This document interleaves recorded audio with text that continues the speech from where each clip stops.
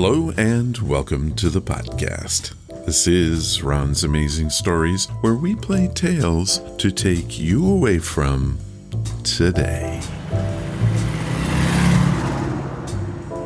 On the program today, we explore the world of the Orb and tell its story. Ron, is the Orb really a thing? Depending on who you ask, yes it is.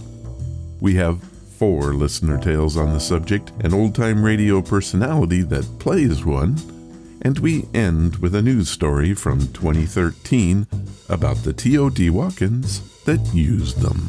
Yep, that's a lot of cats. If by cats you mean orbs, then yes it is. Shall we get started? Let's do that.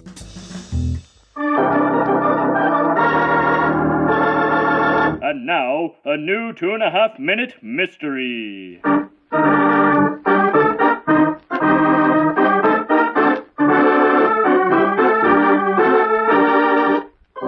This 2.5-minute mystery is being brought to you by The Cane Mutiny. Yes, that classic 1954 movie starring Humphrey Bogart, who really does love his strawberries. But who took them? Here is our story. A Japanese ship was leaving port on its way to open sea. Captain Quig, not a very Japanese name, I quite agree, was at the helm admiring his fresh strawberry plant, dreaming of the day when he would sit down at the mess table and eat them. He was called to the radio room for an urgent message, and when he returned, his precious strawberries were gone. He suspects 3 crew members to be guilty and asks them what they had been doing for the 10 minutes that he had been gone. Willis Keith, the cook, said, "Well, I was alone in the kitchen preparing tonight's dinner." Lieutenant Steve Merrick said, "Well, I was working in the engine room making sure that everything is running smoothly." Meatball the seaman said, "Sir, I was on the mast correcting the flag because some idiot attached it upside down by mistake." Captain Quig immediately knew who it was and had him sent to the brig. But how did he know?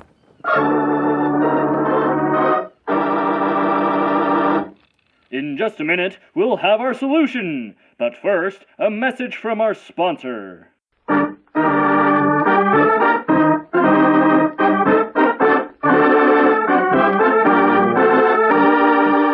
you enjoy these 2.5-minute mysteries? Please let me know. Also, if you have one to share, I'd love to hear it. Go to ronsamazingstories.com and click on the Contact tab. And now, here is our solution. Did you figure it out?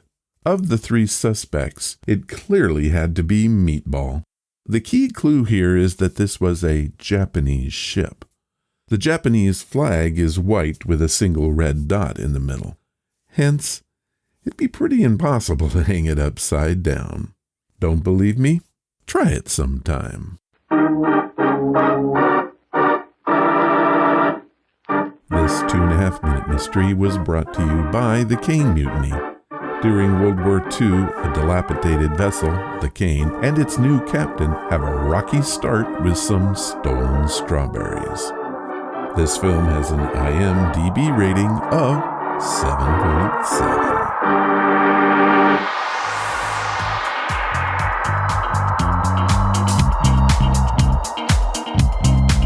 What's that you said? What a crazy time we live in. I want you to know that here at Ron's Amazing Stories, we're taking the one day at a time approach. I don't dwell upon the bad, I don't dwell upon the good, nor do I focus on the future. I live each day knowing that we're all in this together, and together, we're going to get out of it. I hope that you are all safe and sound. Here's something that may make your day if you live in the Philippines. Ron's Amazing Stories is ranked number 73 on Apple Podcasts in the Philippines. in the fiction category. How about that? We do have a theme show today. We had Bigfoot Week, the Dogman story, the Chupacabra story, the Thunderbird story, and then the Ghost story. This week, we tackled the elusive Orb Story, which just might be my favorite of the supernatural tales. This all came about with an email that I received from Dennis Turner. Dennis lives in Tempe, Arizona. Hello, Ron. I love where you're taking the podcast these days. All these great stories to enjoy during a time when things are crazy. Thank you for being my personal sanctuary. I've been going through older episodes. I have found a new love for the orb. I think it's crazy to think that only one thing can explain them all. Why do people have to have a single answer when in fact I believe that orbs are multiple things? How do you feel about that? Dennis. Well, Dennis, I couldn't agree with you more. You've given me food for thought, and I have decided to dedicate this entire episode to look at the orb. Not just from a paranormal view, but why not from all views? For example, let's start with this book from Audible.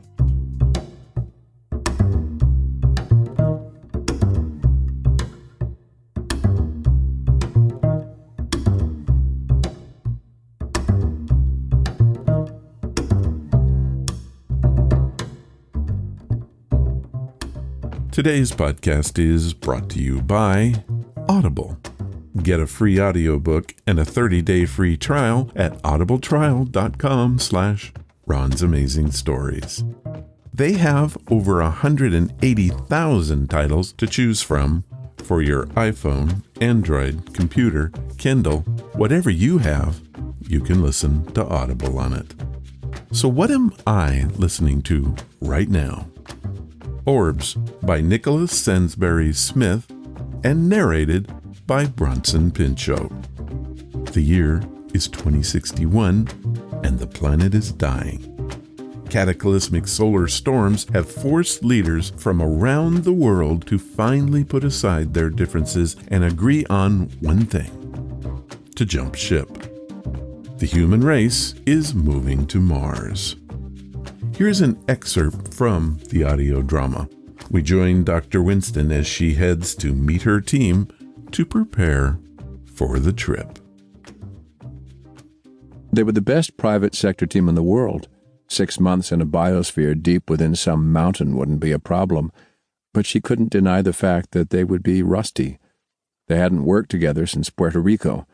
After the success of the mission, everyone under her command had received offers from tech companies around the world and had quickly found work elsewhere. Sophie exhaled her concerns with a long breath. She would see her team soon enough, and it would probably take only a few days to get readjusted. Suddenly the comm blared to life, the static echoing through her headset. Sophie clutched the armrests of her seat, her nails scratching the cold metal. "Halo 1, this is Black Echo. Stand by for report, over." "Black Echo, this is Halo 1. Stand by to copy, over." "Roger, Halo 1 reports of a massive dust storm heading your way, over." "Copy that." Sophie watched the pilot, trying to control her labored breathing. She hated flying, especially by chopper. With the constant weather fluctuation in the wastelands, there was no such thing as a safe trip. Dust storms could form with little to no warning and had caused multiple crashes. Often the crews of downed flights were never found, more than likely buried by the very sand and dirt that had sealed their fate. She didn't want to end up like those other crews, not now. She'd worked too hard to let a dust storm stand in the way of her destiny. She had a mission to complete. Shocked into motion, she unclipped her safety belt and ducked into the cockpit, plunking herself down in the empty co-pilot seat. "What are you doing, ma'am?" "You're going to need a co-pilot if you want to avoid this storm. And seeing as I'm the only other person on this chopper, I believe that makes me co-pilot by default." The pilot paused, his thick goggles emitting a fiery red glow. Rather than argue with her, he asked, "Do you know how to read radar?" Sophie bit her lip and studied the controls. "I'll figure it out, Captain," she said confidently. The pilot returned her smile with a sly grin. "Whatever you say, ma'am. Just keep an eye on that screen," he said, pointing at a translucent holographic image of the landscape. "You see that blip in the corner that's heading right at us?" She scanned the image and then nodded. "That's the dust storm, and by the looks of it, a big one. If we even come close to it, we're worm food. You may want to buckle in," the pilot said, eyeing her unclipped belt. Sophie grabbed the harness and shot the man a quick glance. "I need to get to this site, Captain. Crashing isn't an option. Consider that an order." She knew she wasn't in any position to be barking orders at an NTC soldier, but she figured her assertiveness might motivate him to fly a little faster, and perhaps a little safer. She watched the pilot's grin fade as he spoke into his comm. "Black Echo, this is Halo 1. Stand by for report, over." Static crackled over the radio. The pilot cursed under his breath before raising the transmitter to his mouth again. Sophie watched the curl of his lip as he spoke. "Black Echo, this is Halo 1. Come in, over." Nothing but the hiss of white noise followed. He slammed the transmitter back onto the dashboard. "Looks like the storm already knocked out radio transmissions. We're on our own." "Then you'd best keep focused, Captain," Sophie replied. She turned to watch the red blip of the dust storm on the screen. With a flick of her index finger, she enlarged it and mentally computed its distance. "Look!" the pilot said suddenly. Through the armored glass, she could see a brown cloud swirling on the horizon, the storm slowly swallowing the crimson sunset. The sight was chilling. The pilot glanced over at her. "Hope your belt's tight, ma'am." Sophie didn't bother lifting her gaze from the storm. "Just get us to the site in one piece. A lot of people are counting on my safe arrival." The pilot grinned again, his lips twitching slightly as if he wanted to respond. But his fiery red goggles rotated and focused on the storm. He gripped the cyclic tightly in his hands, shaking with the effort to keep it steady. "Can you go above the storm?" Sophie asked anxiously. "Negative, ma'am. Our only chance is to go around it, but by the look of it, we won't be able to." "Well, there has to be something we can do. Why not turn around?" she yelled over the increasing sound of turbulence. The pilot momentarily took his eyes off the incoming storm. "Ma'am, that storm is barreling down on us at over 350 miles per hour. The author of Orbs, Nicholas Sansbury Smith, is a New York Times and USA Today best-selling author.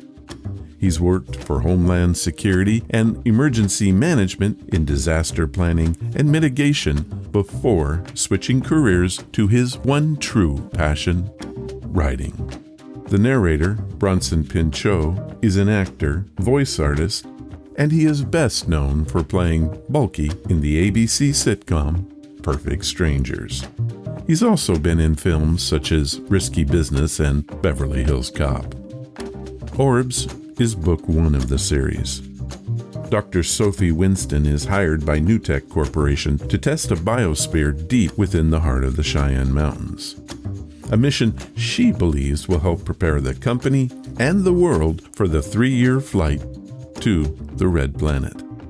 But just days into the assignment, things start to go wrong. And when the blast doors finally open, Winston's team finds a changed world outside. Humans are gone, vanished, without a trace. And they aren't the only thing missing. The planet's water has disappeared too. As the team explores their surroundings, they find thousands of luminous blue orbs lining the streets. It isn't until they uncover what's inside that they realize the nightmare that lies ahead of them. Now, you can have book 1 of Orbs today. Here's what Audible has set up for us. Audible is offering a free audiobook and 30 days to give you the opportunity to check out their service. To download your free audiobook today, go to audibletrial.com/Ron's Amazing Stories. Again, that's audibletrial.com/Ron's Amazing Stories, and you can find out the fate of Dr. Sophie Winston today. Thank you, Audible. And now, it's time for your stories. These are your stories, sent by you, for you.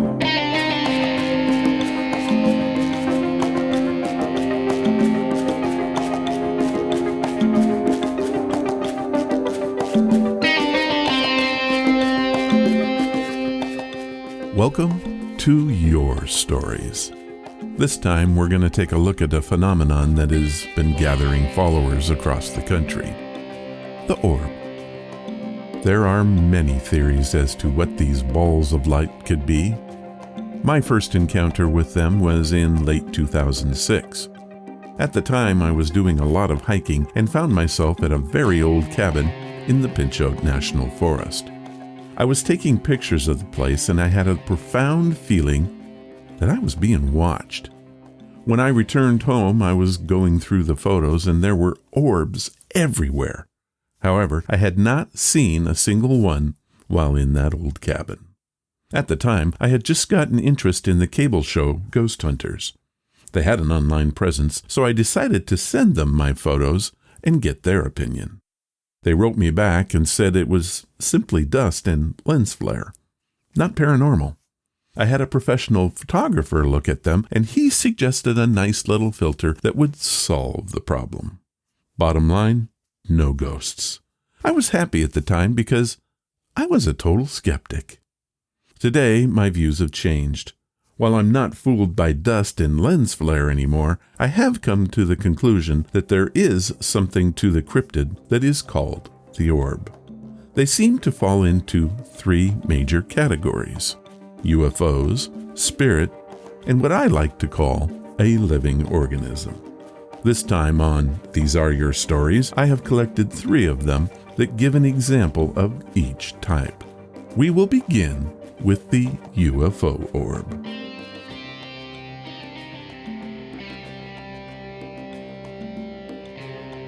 Barbara Collins has sent in this orb experience. I've never heard anything quite like it, and it suggests something alien in nature. But I'll let you decide. This story first aired on episode number 400. Barbara writes, I'm 34 now, and this happened to me when I was 14, so quick math should tell you that it was 20 years ago. I do, however, remember it quite thoroughly. It was about 11:30 p.m. I woke up. I couldn't get back to sleep, so I got up to walk around a bit. I always get a weird feeling walking through the hallways at night. I can't explain why, I just did. I looked both ways, to the left and to the right, checking for anything or anyone. It was empty, and all I could hear was my dad snoring. I made my way to the kitchen and got a late-night snack. As I was walking back, I looked to see if my parents were up, and they were still asleep. I looked down the hallway at the full-length mirror and noticed a white orb floating about a foot above the floor. The orb wasn't glowing, and it didn't light up anything around it. I guess it could be best described as a ball of crumpled-up white paper. I got an eerie feeling, ran into my room, and closed the door behind me. I stood at the door for a moment and listened for footsteps. Nothing. I decided to open my door and check to see if it was still there. I cracked it open just a bit, and there it was, floating right in front of me, blinking on and off. I was terrified beyond reason and slammed the door shut, jumped to my bed, dove in, and pulled the blankets over my head. Time went past. I don't know how long for sure, but at least 10 minutes or so. I decided to take the blankets off my head. I slowly pulled them past my eyes, and that crazy paper orb was just floating there above my head. I quickly yanked the blankets back over my head again, and then nothing. It was morning, and my mom was yelling for me to get up. Now here's the weird part. After this encounter, I had several medical issues. Prior to this, I'd been a healthy 14-year-old girl who never even got sick. This continued until my doctor discovered a condition that is usually associated with exposure to certain types of radiation. I was treated using potassium iodide, and I returned to complete health. But I never fully mentally recovered from this. Barbara Collins, Orange County, California. So, do you classify this as a UFO? Blinking lights and flying behavior, also the strange illness? I think Jim Harold said it best when he said, UFO, we just don't know what they are, and that's why we call them unidentified.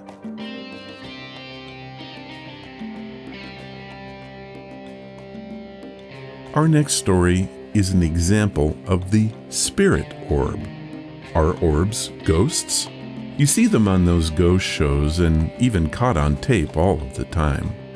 I think most of those are just camera tricks like what happened to me, but there are those few that defy explanation.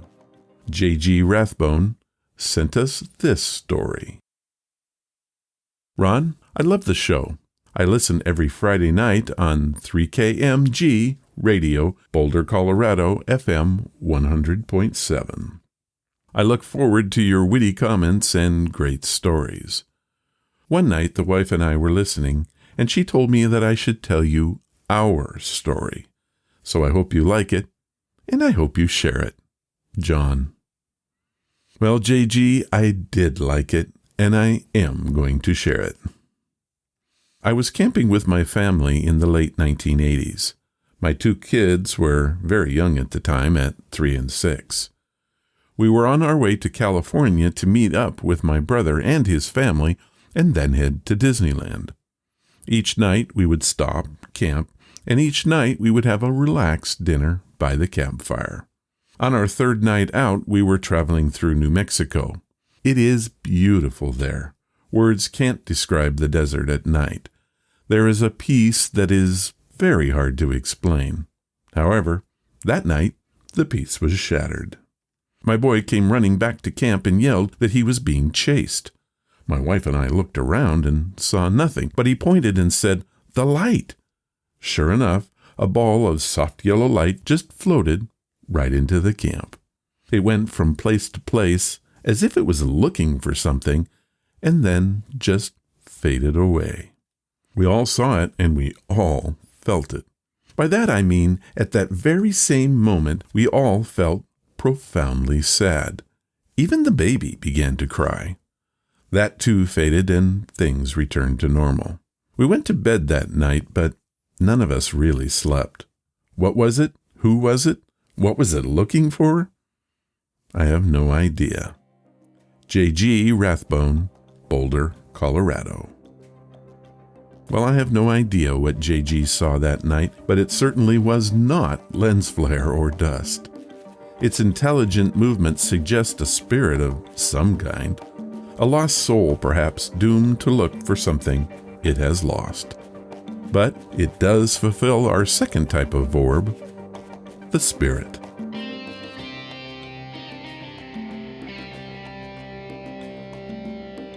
So, are you forming an orb opinion yet?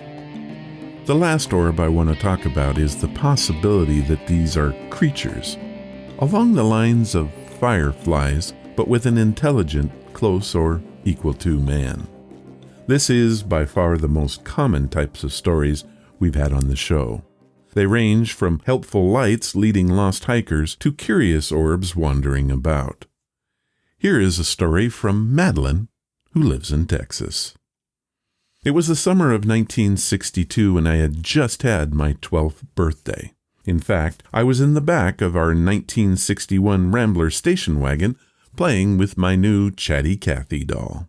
We were driving from Carlsbad, New Mexico, on our way home to Arlington. We'd been camping.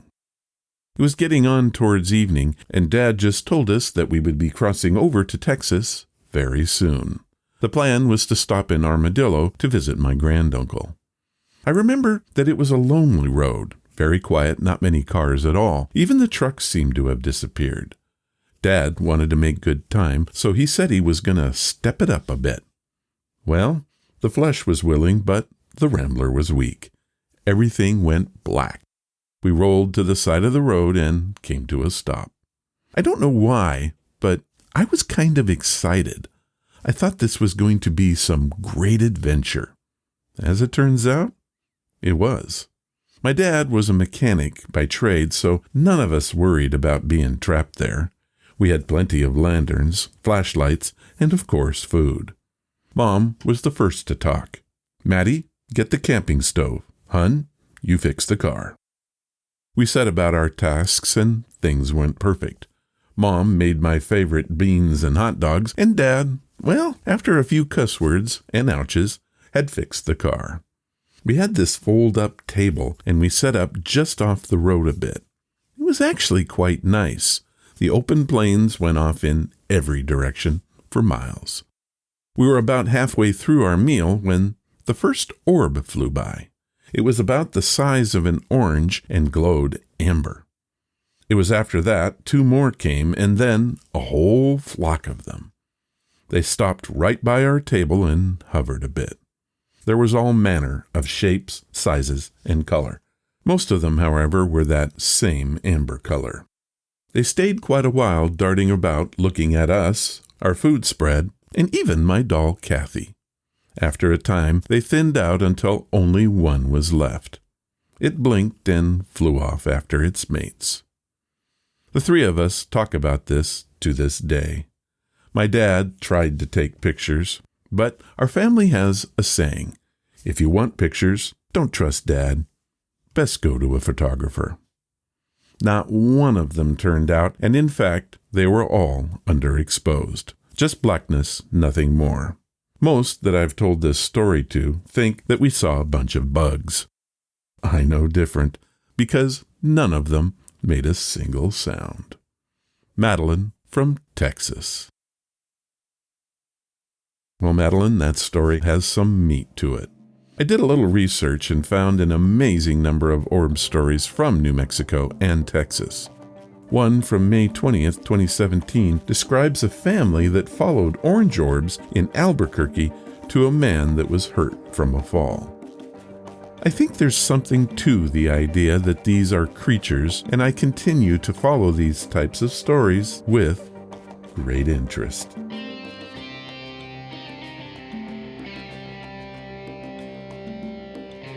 We have one more orb story this week.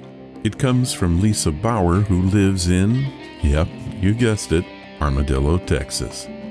While it does not completely support my idea of creatures, it's a pretty good story. Hello, Ron. I know how you love a good orb story, and I don't know if this qualifies, but here is mine. About 20 years ago, I was living in a newly built house. One morning, a reddish-orange orb showed up at the top of the stairs where I was standing. This orb had light, but it really didn't illuminate anything around it. It was the size of a basketball. I wasn't afraid, so I watched it. I also had the feeling that it was watching me. After a while, I turned to leave, thinking something odd was going to happen that day, but nothing did. The next morning, I decided to turn around on that same landing to see if that orb was there. It was not, but 2 other orbs were, one blue and one yellow, same size as before. Now, I read that orbs could possibly be souls, so I watched them for some time while they playfully moved. I remember thinking that these were children. Then the yellow orb came closer to me, and I panicked. I ran down the stairs and never saw them again, but I never forgot them. Fast forward to 10 years later, and I believe I know what they were.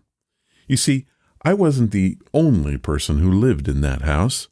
I had a daughter living with me as well, who was 8 at the time. She gave birth to twins. One, a baby boy who could only be calmed by things that are blue. Thinking that this was funny, I asked my daughter if yellow meant anything to his twin sister. She smiled and said yes, she gravitates to yellow things. The twins are now 5 years old. Thinking about this, I asked them one day if they remember being in that house. I showed them photos of the home. Both said they remembered visiting me there. Problem is, I haven't lived in that house since before they were born. Pretty strange, huh? Lisa Barrow, Armadillo, Texas. Yeah, that's a pretty strange story, Lisa, and I thank you for sharing it with us. That seems to support the spirit idea more than my pet theory of sentient creatures. but it is a darn good story. That's it for These Are Your Stories this week, the Orb edition.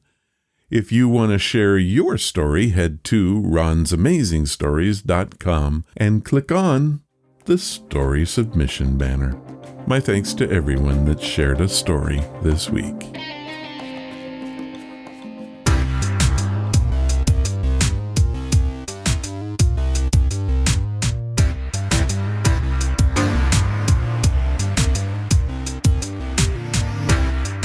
Moving along with the theme, the Orb Story, our feature today fits right in. Are you sure about this? Well, okay. Fits in might be a bit of a stretch. So all of it was a lie? Lie is so harsh. The title of the story has the word orb in it. Well, okay then. What we have is a story within a show called Ham Spade, Private Orb. It's quite humorous, but it really doesn't have anything to do with orbs. It comes from the old-time radio series, The Henry Morgan Show. More about that later. Please enjoy the episode titled Ham Spade, Private Orb, and it first aired on April 25th, 1950.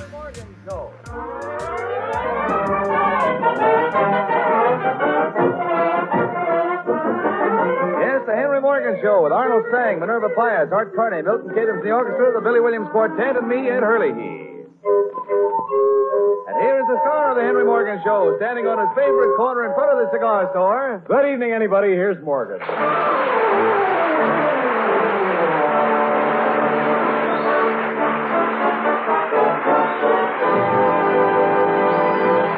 Thank you very much. In the studio tonight, there is a delegation of approximately 200 private secretaries to congressmen. And I have a message for you charming people to bring back to your congressmen. The message reads as follows to the congressman. You can fool some of the people all of the time, and all of the people some of the time, and you should cut it out.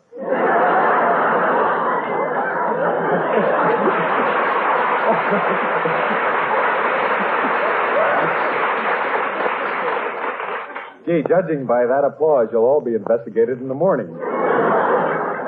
I hope it wasn't a breach of etiquette, because I just happen to have about 30 jokes on etiquette on the same page here. For instance, nobody can tell me nothing about no table manners. I've made up some rules. I made up these rules after many years of eating all kinds of food, commercial and sustaining.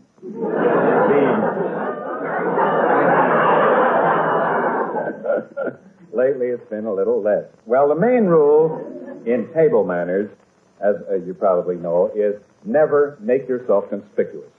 For instance, if you burn your tongue with hot soup, don't say, "Oh, I just burned myself in the soup. The soup is good." This is conspicuous. Just let your tongue hang out until it cools off. Now, if your hostess asks you what's wrong, just explain to her, "My tongue is burnt and it's very hot and I can't make something." If you have no soup spoon, don't embarrass your hostess by saying anything. Quietly dip a corner of your napkin in the soup and chew on it. If the napkin becomes too soggy, don't call attention to it. Just throw it on the floor. If you find a blonde hair in the soup and your hostess is a blonde, you can pass it off lightly by making a little joke. Just hold up the hair and say, "I see Mabel's in the soup again." Then, while everybody's laughing hysterically, throw the soup on the floor. You know, of course, it's impolite to ask for a second helping of anything. If you want more, hint it. Pick up your plate and lick it. On the other hand, if your hostess offers you a second helping and you don't want any more, give the hostess a logical reason for refusing. You can say something like, "No thanks, it smells from fish." Or you can simply say, "Ugh." Of course, if she insists on putting more food on your plate, just smile pleasantly and then throw it on the floor. If she still insists on giving you more food, Throw her on the floor. The main thing is considerate. Oh, excuse me. Here comes my friend Gerard. Hello, Gerard. Hiya.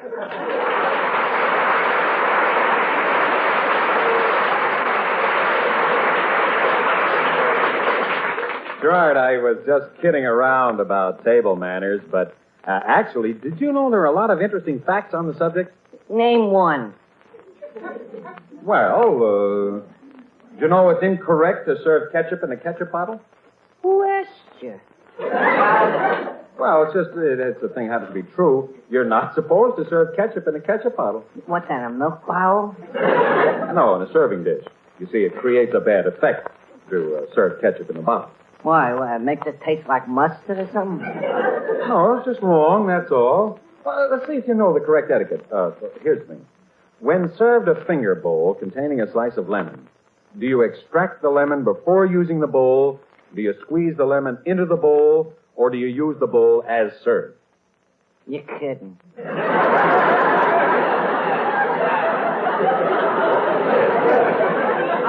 Exactly. It's one of the kinds of things you have to know when they serve finger bowls if you go to formal dinner parties. If my grandmother had tubes, she'd be a radio.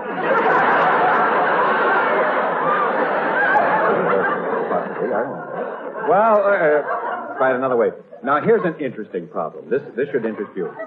You're out and you're dining with three ladies. See, in a restaurant, you're dining with three ladies: Miss A, Miss B, and Miss C. Miss A, Miss B, and Miss C. Yeah. What is ashamed of? Ashamed of anything? It's names.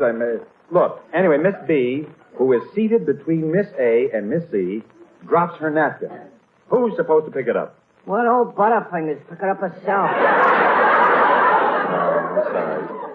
Gerard, neither Miss A, Miss B, nor Miss C picks it up. Don't let Mr. D pick it up. Where'd you get Mr. D? Same place you got Miss A, B, and C. Who is he? He's a guy who likes to pick up napkins. Gerard, why don't you answer the question? Who picks up the napkin? I told you, Mr. D. Forget about Mr. D. He doesn't exist. Hank, I got news for you. What? Neither does the napkin. Well, but for the sake of argument, say it does exist, and you're actually dining with these three ladies. One of them drops her napkin. Now, who picks up the napkin? That ain't what's bothering me. Well, what is? Who picks up the check? I give up. I'll see you around, Gerard.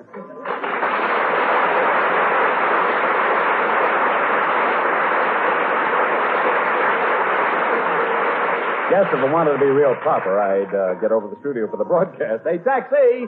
Taxi!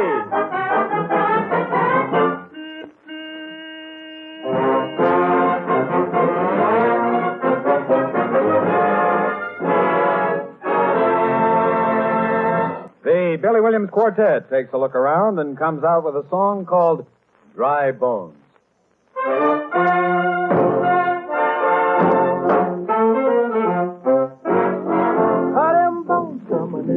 Dry bones, them bones coming in them. Dry bones, them bones coming in them. Dry bones, so hear the word of the Lord. Well, the toe connected to the foot, and the foot connected to the heel, and the heel connected to the ankle, and the ankle connected to the leg. And the leg bone connected to the knee bone, and a knee bone connected to the thigh bone, and a thigh bone connected to the hip bone, and the hip bone connected to the backbone, and the backbone connected to the shoulder bone, and the shoulder bone connected to the neck bone, and the neck bone connected to the hip bone. So hear the word of the Lord. Them bones gonna bump around, them bones gonna bump around, them bones gonna bump around. So hear the word of the Lord. Disconnect them bones, them dry bones. Disconnect them bones, them dry bones. Disconnect them bones, them dry bones. So hear the word of the Lord. Well, the head connected from the neck, and the neck connected from the shoulder, and the shoulder connected from the back, and the back connected from the hip. Well, the hips all connected from the thigh bone, and the thigh bone connected from the knee bone, and the knee bone connected neck to come, the leg bone and the leg bone, the neck to come, the ankle bone and the ankle bone, the neck to come, the heel bone and the heel bone, the neck to come, the foot bone and the foot bone, the neck to come, the toe bone. So here's the word of the Lord.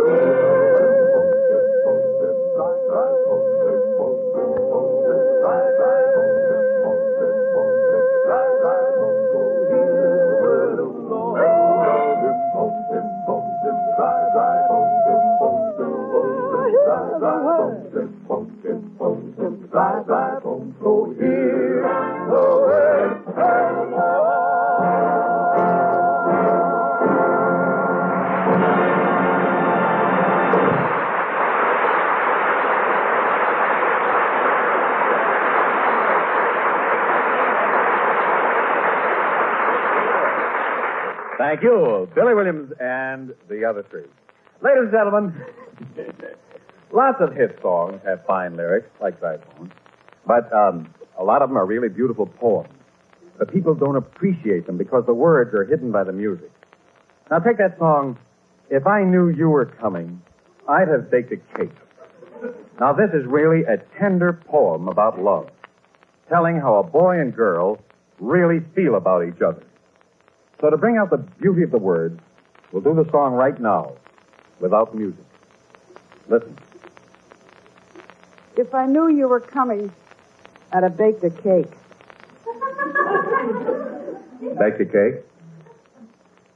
Baked a cake. If you knew I were coming, you'd have... Baked a cake. How'd you do?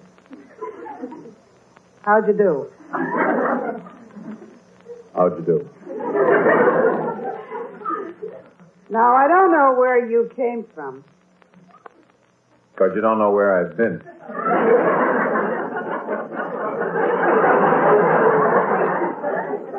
But it really doesn't matter.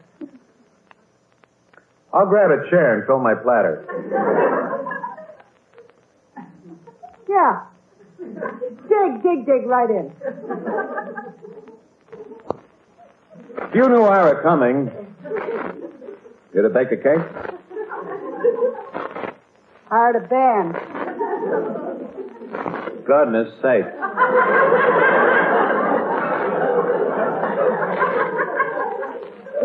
If I knew you were coming, I'd have... Baked a cake? How'd you do? How'd you do? How'd you do?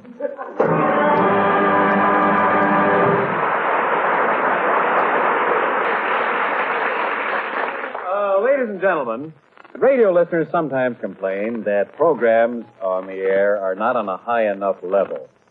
But we can fix that. Let's take the most popular type of radio program, which is a mystery or private eye show. Suppose we were to present a private eye story, but by William Shakespeare. Did he write one? Yes, Ed, he did. Hamlet. Hamlet is really a private eye story.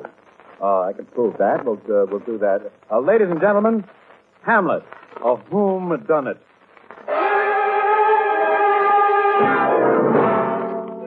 The Adventures of Ham Spade, Private Orb.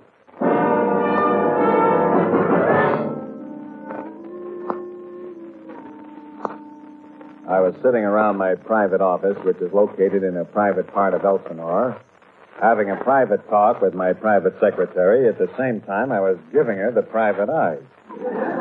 Suddenly, I grabbed her up in my arms and crushed her to me. Business was slow anyway. As she looked up into my two private eyes, I said, "Thou art for me, honey." Me for thee and thee for me, Ham. Ah, you are the one. The only fair Ophelia. You think I'm beautiful, huh? No, only fair, Ophelia. Ophelia, where didst you ever get a name like Ophelia? I'm Irish. Well, you're sweet enough to eat whether you're an Irish cookie or a Danish pastry. Oh, Ham, you killed me. She shouldn't have said that. I don't take orders from Danes. And it reminded me I still hadn't solved the killing of my father, the King of Denmark. Me, the biggest private eye in the country, and I couldn't even solve his murder. Something was rotten in the state of Denmark. It was me. Suddenly the phone rang. She answered it. Hello? It's for you. Well, take the message. She took it and said, That was my friend Horatio. He said he just seen it the ghost of your father. My father? The ghost? Horatio? The pieces were beginning to fit together. If I had 2 more pieces, I'd have 5 pieces. Suddenly, I grabbed my secretary up in my arms and crushed her to me. There was a tiny cry of pain from her. Ow! Watch thyself, will you?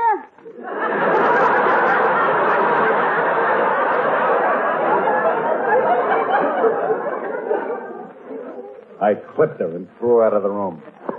As soon as she was gone, I said to myself, oh, what a rogue and peasant slave am I. And then I thought, no, I ain't, just nerves. But suddenly I straightened up. The door to my office was slowly opening.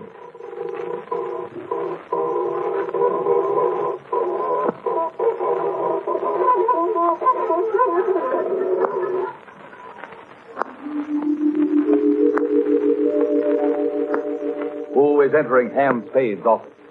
Is it the ghost? Is it the man who came to oil up the door? We'll find out in just a moment. But first, a word from our sponsor, the makers of Othello, the king-size cigarette. Yes, Othello cigarettes are king-size. Merely stand one up against the King of Denmark and see if they're not the same size. Listen to this testimonial from an Othello smoker. Whene'er I getteth to feeling like a melancholy Dane, I do thus. I relaxeth up and lighteth up an Othello. There's ne'er a roughest puppet. Yes, there were I smoke. And now, back to Ham Spade, Private Orb. As we left Ham, the door to his office was slowly opening. A strange figure stood in the doorway. But tough, two-fisted Ham Spade stood up and called out, unafraid, "Police!" Then, settling back, he spoke. Who art thou? I am my father's ghost. But, Father, you look terrible. Listen, when you're dead 3 months, you should look so good. Alas, poor ghost. Oh, pity me not. But lend thy serious hearing to what I shall unfold. I shall tell thee whom dumb I am. Haste me to know it. Listen, Speak, I am bound to hear it. Listen, Speak, what may this mean? Listen, Speak then, O ghost. Speak then, O ghost, and tell why thou comest so. Big mouth, listen already.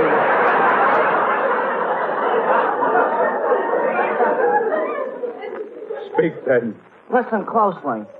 You listening? I'm listening. Well, listen. It's my own brother, thy uncle, who murdered me. Nay. I tell him yea. He tells me nay.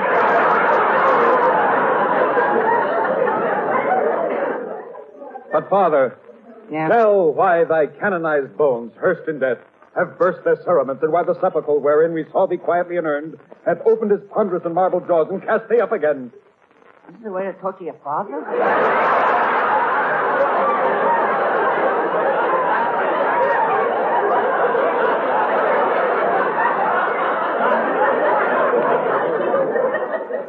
Father, what mayest I do to avenge thee? Go to thine uncle, who hath made himself king, and take my wife and leave him have it. Very well. I shall remember thee, and my mother, too, that fickle woman. Oh, frailty, thy name is woman. Oh, mother, thou most pernicious woman. This is the way to talk about your mother? I'll remember thee. Yeah, so listen, do it, huh? Yeah. Oh, and, one more thing before I leave. Yes? Which way did your secretary go? That caused me to think he ain't so dead. I wondered how to get rid of my uncle. Should I blow up the castle with him in it? Make a shambles of the place? Reduce it to a pile of debris? Yes. Debris or not debris? That was the question.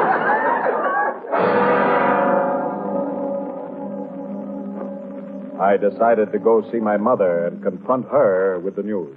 I found my mother in the kitchen.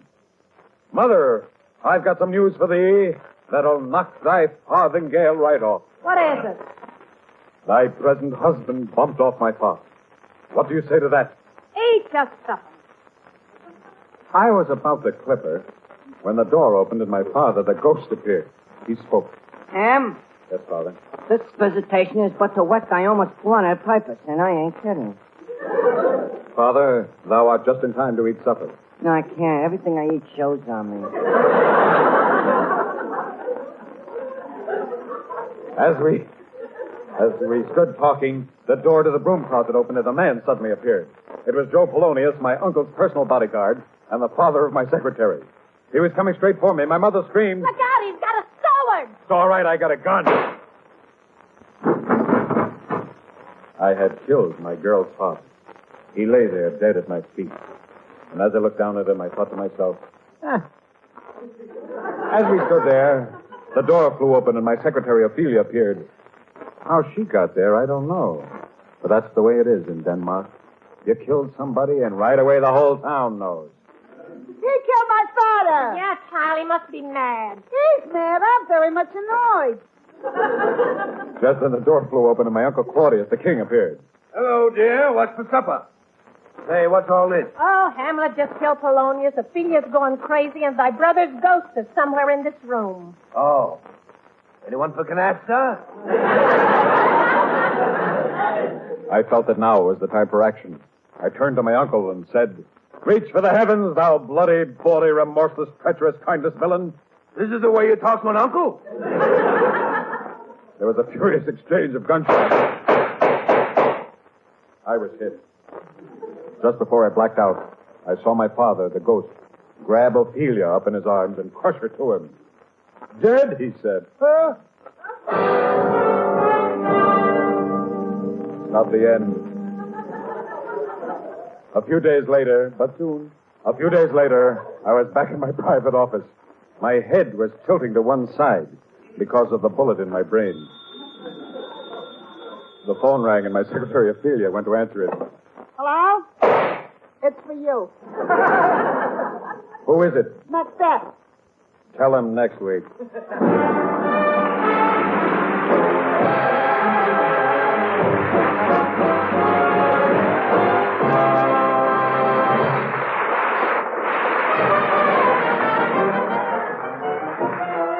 This is the Henry Morgan Show with Arnold Stagg, Minerva Flyers, Art Carney, Elsie Mae Gordon, the Billy Williams Quartet, the Milton Kid and Orchestra. Morgan himself will be back in this corner in front of the Cigar Store next week, same time. The Henry Morgan Show is produced by Kenneth McGregor, Ed Hurley, he's saying good night, everyone. Hooray! Okay, I thought that one was pretty funny. I know the quality of that recording wasn't all that great, and I did have to pare it down a bit to fit into this segment. If you want to hear more of Henry Morgan's programming, I will have a link in the show notes. Henry was a humorist. He first became familiar to radio audiences in the 1930s and 40s as a barbed but self-deprecating satirist. In the 1950s, he was a regular and cantankerous panelist on the game show I've Got a Secret, and he had his own program, The Henry Morgan Show. How about that?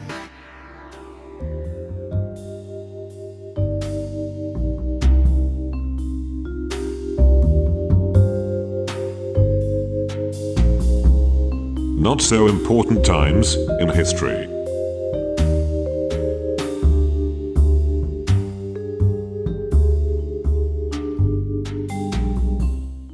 In this segment, we take a look at historical events that may otherwise go unnoticed. We look at history with a fish-eyed lens, giving a perspective that should provide no insight to anyone or any time. But it is historical, or hysterical, as the case may be. Join us now for this event in history. In searching for odd information about orbs, I found this article from Gizmodo dated April 30th, 2013. In news that will likely delight Apollo 11 deniers, Roswell frequenters, and Illuminati enthusiasts, Archaeologists have discovered hundreds of mysterious, once metallic orbs buried deep beneath an ancient pyramid near Mexico City. They have absolutely no idea what they're for. Described by George Zavala, an archaeologist at Mexico's National Anthropology and History Institute, as an unprecedented discovery. These orbs have gone undiscovered for the past 1,800 years. The township, known as Teotihuacan, was once one of the biggest in the world, boasting over 100,000 residents at a time when the Earth itself only held about 200 million. And what makes this all the stranger was all 100,000 of them left the city in 700 AD for mysterious reasons. Quite puzzling. Plus, it also seems that the Teotihuacans knew darn well that they weren't coming back. You see, before fleeing, the people filled their beloved tunnels with so much debris and ruins that it took scientists several years of planning before they could even dig their way in. The orb's yellow color comes from jarosite, which forms as pyrite, or fool's gold. So back in 300 AD, when they used these various size orbs in whatever ceremonies or rituals they were engaged in, they were looking at what might have seemed like beautiful glimmering orbs of gold. How about that? I hope you enjoyed this mini edition of Not So Important Times in History. It was brought to you by Gladys Goodies, great treats for your dog to eat. Gladys Goodies had just introduced their newest treat, Little Bit Liver Sticks. They are a great source of vitamins for your pets. These treats are for dogs and cats alike and are made from 100% beef liver. Did you know that liver is a nutrient-rich organ that most pets love? You can get these treats and some really cool swag for your dog and cat at GladysGoodies.com. And don't forget to use our promo code RONS, that's RONS, to get a 20% discount on all of your purchases. That website again is GladysGoodies.com.